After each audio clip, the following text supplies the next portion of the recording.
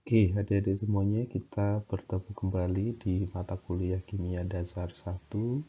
Pada kesempatan kali ini kita akan melanjutkan apa yang sudah kita pelajari sebelumnya. Pada kesempatan ini kita akan membahas terkait ion. Apa itu ion? Bagaimana terbentuknya suatu ion positif dan bagaimana terbentuknya ion negatif. Apa sih sebenarnya ion itu? Ion adalah suatu atom atau grup dari atom yang memiliki muatan total positif atau muatan totalnya negatif. Kalau misalkan ya tadi muatan totalnya berjumlah positif, itu namanya kation. Tapi kalau misalkan muatan totalnya itu negatif, artinya dia anion.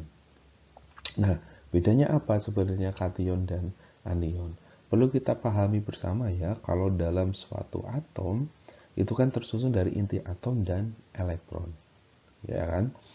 Inti atom itu tersusun dari proton dan neutron. Kemudian ada elektron yang mengintari. Oke, dari sini paham ya. Kemudian kita tahu bahwa yang bermuatan partikel subatomik yaitu proton bermuatan positif, neutron bermuatan netral, dan elektron bermuatan negatif. Oke, jadi muatan hanya disumbangkan oleh proton dan neutron. Kemarin kita juga sudah membahas ya bagaimana menentukan jumlah proton dan jumlah elektron serta neutron dalam suatu atom berdasarkan nomor atom dan nomor masanya. Nah, ini kalau misalkan kita sudah tahu ya jumlah protonnya X gitu ya, kemudian jumlah elektronnya Y, berarti nanti kita bisa melihat ya bahwa jumlah protonnya itu sama nggak dengan jumlah elektron. Kalau jumlah proton sama dengan jumlah elektron, artinya apa? Muatan positif sama dengan muatan negatif.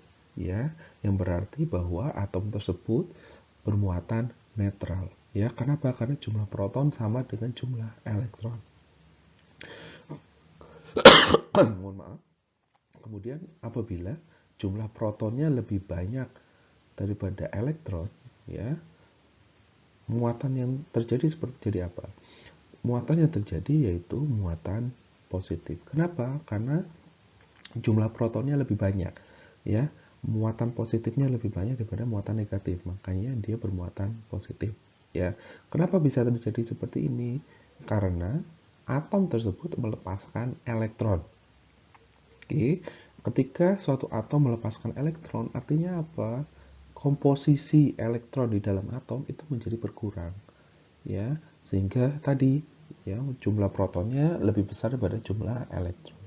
Sehingga nanti ketika suatu unsur melepaskan elektron, maka dia akan bermuatan positif. Ini ada contoh ya, ada atom namanya natrium. Kalau kalian perhatikan ya, natrium ini memiliki nomor atom 11 ya. Silakan yang belum punya sistem periodik unsur untuk segera ya mendownload atau mengeprint. Dari nomor atom tersebut ya, kita bisa tahu bahwa jumlah protonnya sama dengan 11, jumlah elektronnya sama dengan 11. Kemudian kita lihat ya, oh ternyata satu elektron dari natrium itu dilepaskan. Artinya apa? Jumlah elektronnya yang awalnya 11 berubah menjadi 10. Oke, di sini kalian bandingkan ya, jumlah protonnya tetap sama-sama 11, tapi kalau jumlah elektronnya berkurang dari 11 menjadi 10. Oke, karena melepaskan satu elektron, oke, kita menjadi Na+.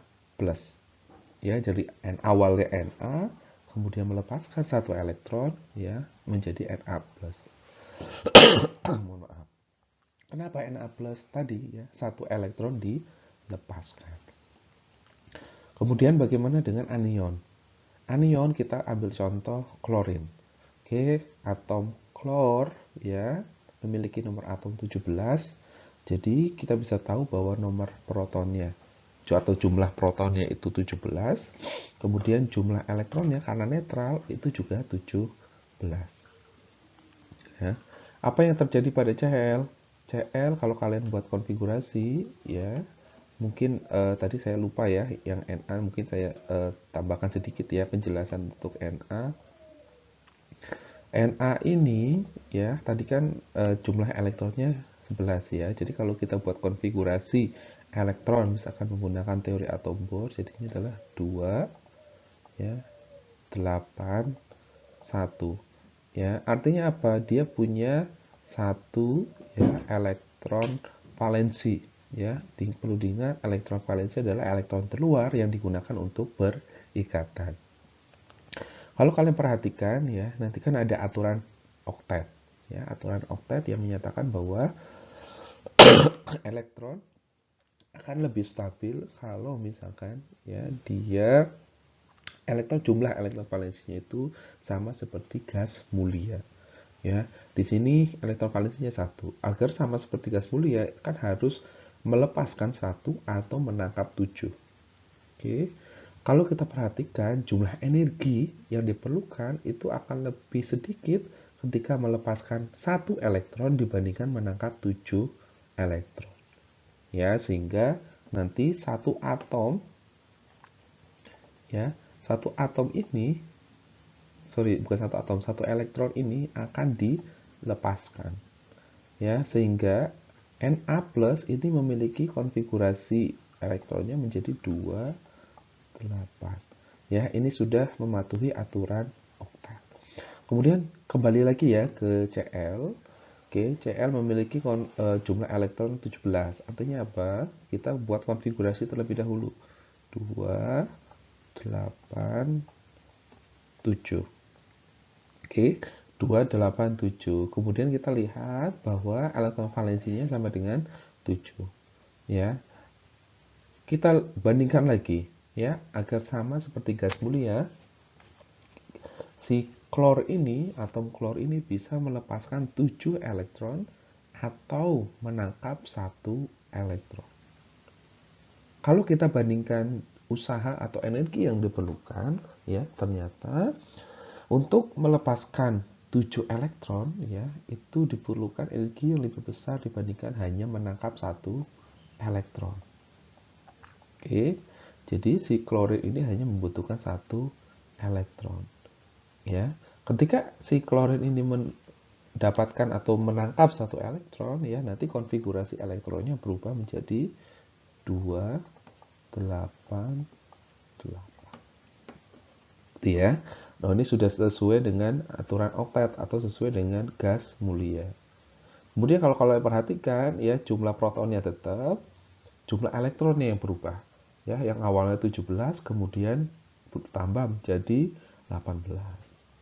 Kesimpulannya apa? Ya, kalau proton berarti dia melepaskan elektron, kalau anion dia menangkap elektron. Bagaimana dengan muatannya? Kalau misalkan dia melepaskan 1 elektron, ya dia bermuatan plus 1. Kalau melepaskan 2 elektron menjadi plus 2. Melepaskan 3 elektron menjadi plus 3. Itu ya. Kalau yang anion, kalau menangkap 1 elektron muatannya minus 1, menangkap 2 elektron minus 2, dan seterusnya. Ya, itu konsep kation dan anion. Kemudian, ya, di sini kalau kalian perhatikan,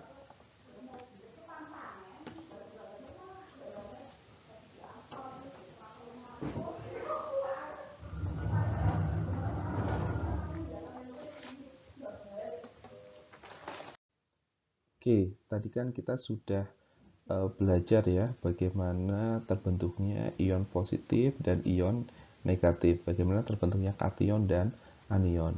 Nah, di sini ya kalian bisa melihat ya ternyata jumlah elektron ketika berubah itu juga akan mempengaruhi ukuran ya dari si ionnya. Contohnya di sini adalah kita punya atom netral ya, natrium netral, kemudian ada ion Na plusnya. Kalau tadi diperhatikan bahwa si atom natrium netral itu memiliki 11 proton dan 11 elektron. Kemudian ketika melepaskan 1 elektron, ya jumlah protonnya menjadi 11, tetap ya, tetap 11, kemudian elektronnya dari 11 menjadi 10. Artinya apa? Artinya ya, tempat yang biasanya digunakan oleh elektron ya, itu kan karena elektronnya sudah dilepaskan artinya menjadi kosong. Ya, kalau kosong ya artinya apa? Semakin kecil ya ukuran dari inti atom ke elektron terluarnya ya, sehingga jari-jarinya juga semakin kecil. Ya, jadi kalau terbentuknya kation itu membuat ukurannya lebih kecil dibandingkan dengan atom netralnya. Kebalikannya untuk anion ya, ketika kita punya Cl netral ya, itu memiliki jumlah proton 17, jumlah elektronnya juga 17. Kemudian kalau misalkan menangkap satu elektron ya, protonnya tetap 17, elektronnya menjadi 18, nambah satu lagi elektron ya.